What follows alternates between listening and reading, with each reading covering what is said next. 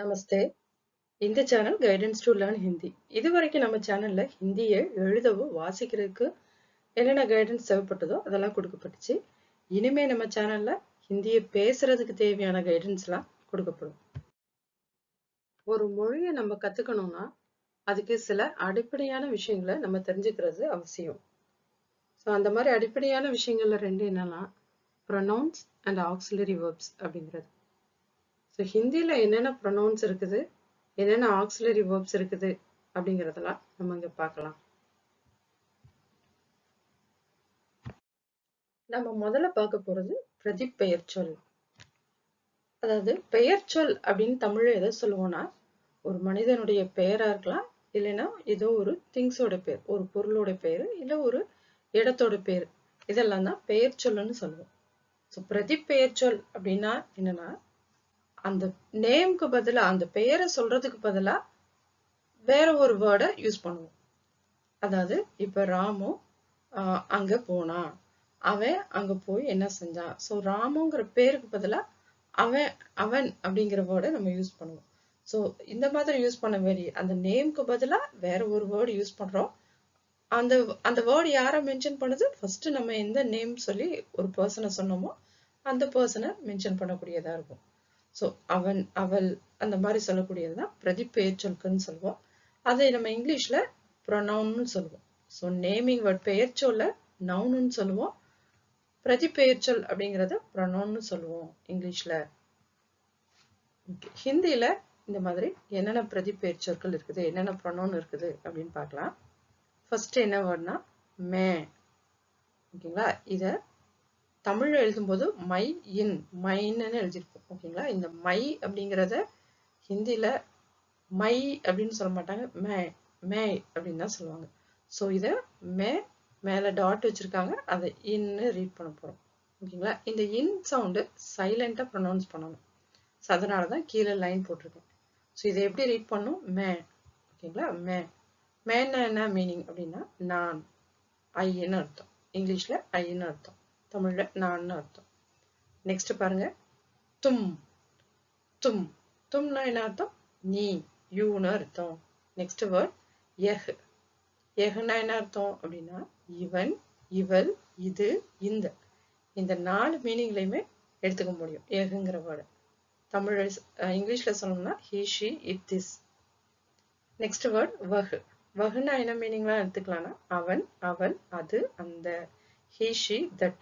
So பாருங்க, எஹ்ங்கிறது நமக்கு பக்கத்துல இருக்கிற ஏதோ ஒரு பர்சனை சொல்றது, இவன், இவள் அப்படின்னு சொல்றது, இது ஏதோ ஒரு பொருளை சொல்றது. நம்ம பக்கத்துல இருக்கிறவங்கள சொல்றதுக்கு எஹ்ங்கிறத சொல்லுவோம். வஹ்ங்கிற வேர்டு தூரமா இருக்கிறவங்கள சொல்றதுக்கு அவன், அவள், அது, அந்த பொண்ணு, அந்த பையன் அப்படின்னு சொல்லும் போது வஹ்ங்கிற வேர்டை யூஸ் பண்ணிப்போம். நெக்ஸ்ட் வேர்டு என்னன்னா ஏ. ஏனா என்னென்ன அர்த்தம்லாம் வரும் அப்படின்னா இவர், இவர்கள், இவைகள்.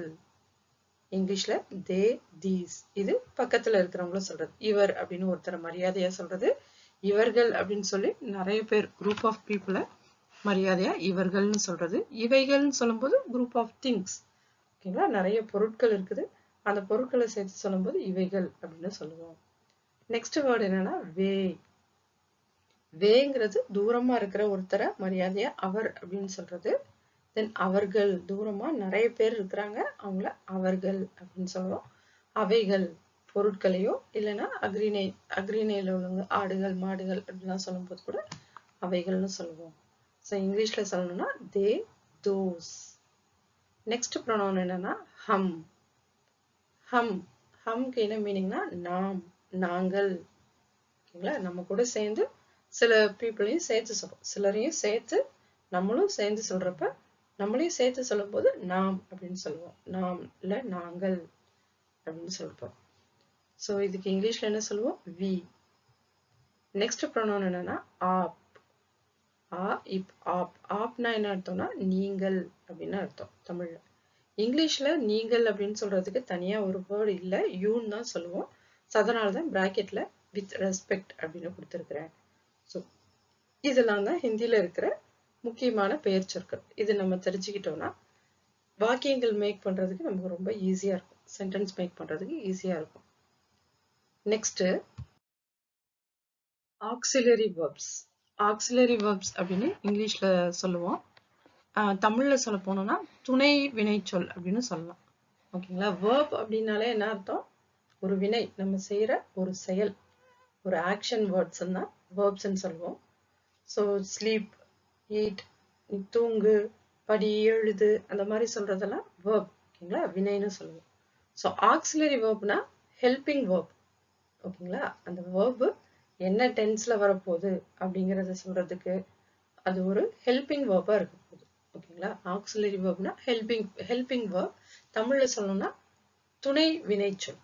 வினைச்சொல்லுங்கிறது தூங்கு, படி அப்படிங்கிறது இது வந்து துணை வினைச்சொல்.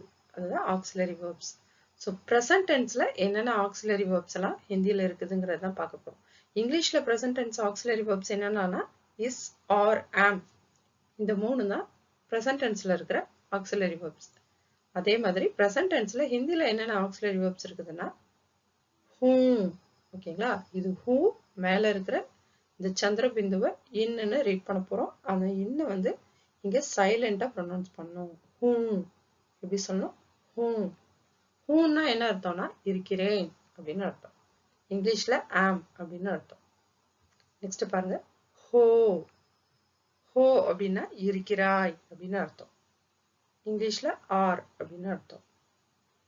Next hey. Next word hey. heyனா என்ன அர்த்தம்? இருக்கிறான், இருக்கிறாள், இருக்கிறது அப்படிங்கிற மூணு மீனிங் வருது. இங்கிலீஷ்ல சொல்லணும்னா இஸ். நெக்ஸ்ட் ஆக்சிலரி verb என்னன்னா hein. ஹை மேல இருக்க டாட் இன்னுன்னு சொல்றோம். இன்ன சைலண்டா ப்ரொனவுன்ஸ் பண்ணோம். அதனாலதான் கீழே லைன் போட்டிருக்கேன். ஹே. ஹே அப்படின்னா என்ன அர்த்தம்னா இருக்கிறார், இருக்கிறார்கள், இருக்கின்றன, இருக்கிறோம், இருக்கிறீர்கள். ஓகேங்களா? ஸோ இங்க பாருங்க, ஹைன் பொறுத்த வரைக்கும் ஒருத்தரை மரியாதையா இருக்கிறார்னு சொல்றதுக்கு, மற்றதெல்லாம் குரூப்பா சொல்றதுக்கு இருக்கிறார்கள், நிறைய பேர் ப்ளூரல்ல இருக்காங்க, நிறைய பேரை சொல்லும்போது இருக்கிறாங்க. இருக்கின்றன குரூப் ஆஃப் திங்ஸோ இல்லைன்னா அனிமல்ஸ், வேர்ட்ஸ் எல்லாம் சொல்லும்போது இருக்கின்றன அப்படின்னு சொல்லுவோம். தென் இருக்கிறோம், நாங்கள்லாம் இருக்கிறோம் அப்படின்னு சொல்றது நிறைய பேர் மென்ஷன் பண்ணுது. தென் இருக்கிறீங்க அப்படின்னு நீங்க இருக்கிறீங்க ஒருத்தங்களை மரியாதையா சொல்றதுக்கு. ஸோ ஒருத்தங்களை மரியாதையா சொல்றதுக்கோ இல்ல நிறைய பேர் இருக்கிறாங்க ப்ளூரல் ஃபார்ம்ல ஒருத்தரை சொல்றதுக்கோ என்ன செய்யணும்? ஹே அப்படிங்கிற வேர்ட் சொல்லுவோம். ஸோ ஹூ, ஹோ, ஹே, ஹே. whom, who, he, hey. இதெல்லாம் தான் present tense auxiliary verbs. Okay.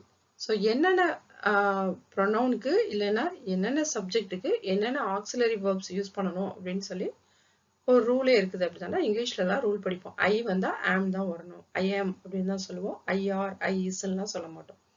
அதே மாதிரி தான் ஹிந்திலையும் என்னென்ன ப்ரொனவுனுக்கு என்னென்ன ஆக்சிலரி verbs யூஸ் பண்ணுவோங்கிறது தான் இங்கே லிஸ்ட் அவுட் பண்ணியிருக்கோம். இங்கே பாருங்க, சப்ஜெக்ட் அதாவது நவுன் இல்லைன்னா ப்ரொனவுன், ஏதோ ஒரு நேமா இருக்கலாம் இல்லைன்னா ப்ரொனவுனா இருக்கலாம். ஸோ என்ன மாதிரி சப்ஜெக்ட் வந்தா அதுக்கு என்ன ஆக்சிலரி verb யூஸ் பண்ணணும் அப்படின்னு தான் அங்கே கொடுத்துருக்கோம். ஃபர்ஸ்ட் மேனா என்ன சொன்னோம்? ஐ, நான் சொன்னோம்.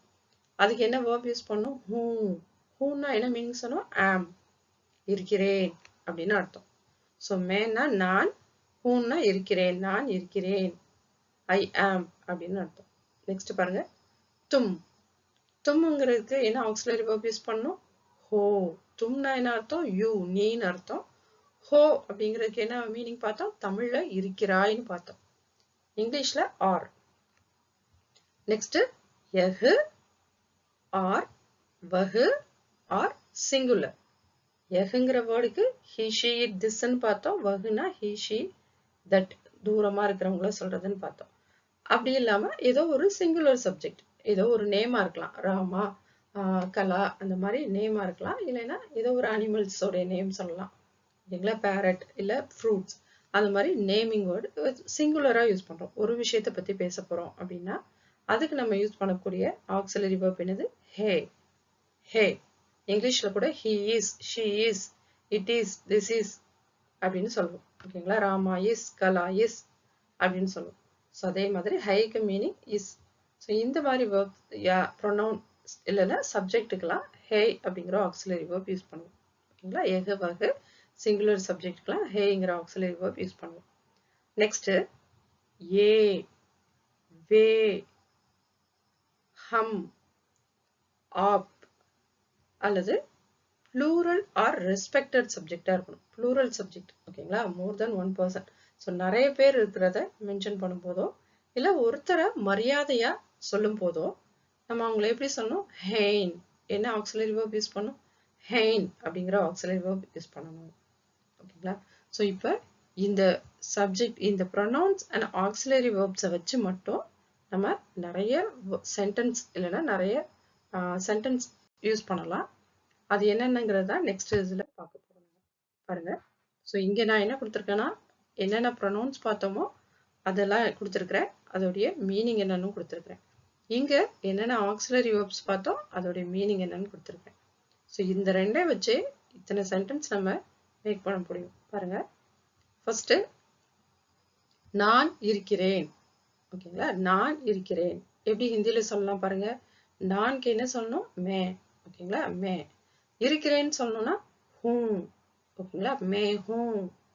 நான் இருக்கிறேன்னு ஹிந்தியில எப்படி சொல்லணும்? மே ஹூம். இங்கிலீஷ்ல ஐ ஆம் அப்படின்னு அர்த்தம். ஓகேங்களா, ஐ ஆம் அப்படிங்கிறத எப்படி சொல்லணும்? மே ஹூம் அப்படின்னு ஹிந்தியில சொல்லணும். நெக்ஸ்ட் நீ இருக்கிறாய். இதை எப்படி ஹிந்தியில சொல்லணும்? நீக்கு என்னது? தும். இருக்கிறாய்ங்கிறதுக்கு என்ன சொல்லணும்? ஹோ. ஆக்சுவலி இங்க பாத்தீங்கன்னா இந்த ஹோ அப்படிங்கிறதுக்கும் இங்கிலீஷ்ல ஆறுங்கிற வேர்ப் தான் எழுதியிருப்போம். ஹைன் அப்படிங்கிறதுக்கும் ஆறுங்கிற மீனிங் தான் எழுதியிருப்போம். இந்த ரெண்டுக்குமே ஆறுங்கிற மீனிங் தான். பட் இந்த ஹோ எப்போ யூஸ் பண்ணுவோம் அப்படின்னா தும் அப்படின்னு சொல்லும் போது மட்டும்தான் ஹோ சொல்லுவோம். ஏன்னா ஹோக்கு மீனிங் என்னது? இருக்கிறாய், நீ இருக்கிறாய்ன்னு தான் சொல்லுவோம். இங்க மாதிரி அதாவது நீங்கள் இருக்கிறாய், நாங்கள் இருக்கிறாய் சொல்ல மாட்டோம். நீ இருக்கிறாய்ன்னு தான் சொல்லுவோம். ஸோ தும்க்கு மட்டும்தான் இந்த ஹோ அப்படிங்கிற வேர்பை யூஸ் பண்ணுவோம். ஓகேங்களா. நெக்ஸ்ட் நீ இருக்கிறாய்னு ஹிந்தியில எப்படி சொல்லணும்? தும் ஹோ, தும் ஹோ. நெக்ஸ்ட் இவன் இருக்கிறான். இவன் அப்படிங்கிறதுக்கு என்ன வேர்ட் பார்த்தோம்? எஹ். எஹ் கூட என்ன சொல்லணும்? இருக்கிறான் அப்படிங்கிறதுக்கு என்ன சொல்லணும்? ஹே. எஹ் ஹே அப்படின்னா என்ன அர்த்தம்? இவன் இருக்கிறான். இவள் இருக்கிறாள் அப்படின்னு சொல்றதுக்கு என்னதான்? இவள் அப்படிங்கிறதுக்கு பக்கத்துல இருக்கிற ஒருத்தர் தான் சொல்றோம். ஸோ எஹ்ங்கிறத சொல்லிட்டு ஹே, எஹ் ஹே. நெக்ஸ்ட் இது இருக்கிறது, அதுக்கும் அதே தான். இதுங்கிறதுக்கு எஹ் அண்ட் ஹே, இருக்கிறதுங்கிறதுக்கு ஹேன்னு யூஸ் பண்ண போறோம். ஸோ இவன் இருக்கிறான், இவள் இருக்கிறாள், இது இருக்கிறது. இந்த மூணு சென்டென்ஸுக்குமே என்னதான் சொல்லலாம் ஹிந்தியில? எஹ் ஹே அப்படின்னு தான் சொல்றோம். நெக்ஸ்ட் பாருங்க. அவன் இருக்கிறான் எப்படி சொல்லணும்? அவனுக்கு வஹ்.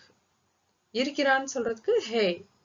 ஓகேங்களா, அவன் இருக்கிறான்னா வஹ் ஹே. அதே மாதிரி அவள் இருக்கிறாள், அதுக்கும் வஹ் ஹே.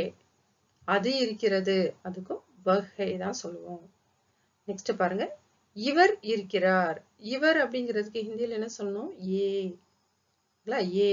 இருக்கிறார் அப்படின்னு சொல்றதுக்கு ஹே. ஏ ஹே. நெக்ஸ்ட் இவர்கள் இருக்கிறார்கள். இவர்களுக்கும் ஹிந்தியில ஏ தான் சொல்லுவோம். இருக்கிறார்கள் சொல்றதுக்கு ஹேன் அப்படிங்கிற verb தான்.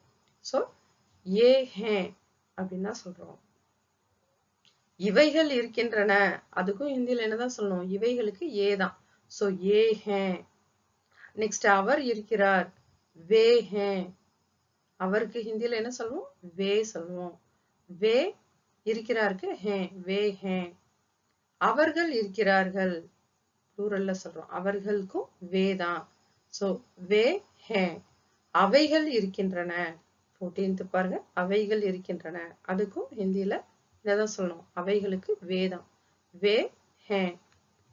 நெக்ஸ்ட் நாம் இருக்கிறோம். நாம்ங்கிறதுக்கு என்ன சொல்லணும்? ஹம். ஸோ ஹம் இருக்கிறோம் அப்படின்னு சொல்றதுக்கு ஹே. ஓகேங்களா, ஹம் ஹே. நாங்கள் இருக்கிறோம். நாங்களுக்கும் ஹிந்தியில என்னதான் சொல்லணும்? ஹம் தான் சொல்லுவோம். ஸோ அதுக்கு ஹேங்கிற verb தான் யூஸ் பண்ணுவோம். ஸோ அப்ப நாங்கள் இருக்கிறோம்னு ஹிந்தியில எப்படி சொல்லணும்? ஹம் ஹே. நெக்ஸ்ட் நீங்கள் இருக்கிறீர்கள். நீங்கள் அப்படிங்கிறதுக்கு ஹிந்தியில என்ன வேர்டு வருது? ஆப். ஆப்னா நீங்கள்னு அர்த்தம். ஸோ இருக்கிறீர்கள் சொல்றதுக்கு ஹே சொல்லணும். ஆப் ஹே.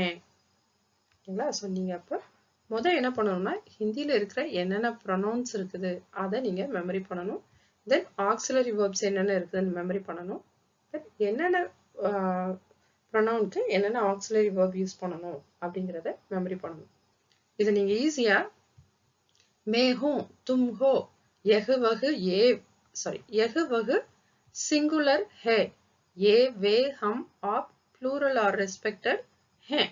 ஓகேங்களா? ஸோ இந்த மாதிரி மெமரி பண்ணி ஒரு ரைம்ஸ் மாதிரி படிச்சு வச்சுக்கோங்க. மே ஹோ, தும் ஹோ, எஹ் வஹ் ஹே, ஏ வே ஹம் அப் ஹே அப்படின்னு ஒரு ரைம்ஸ் மாதிரி படிச்சு வச்சிட்டிங்கன்னா மே வந்தாலே ஆட்டோமேட்டிக்கா உங்களுக்கு மே சொல்லும்போது அந்த சென்டென்ஸை ஹூ அப்படின்னு சொல்லிடுவீங்க. ஓகேங்களா?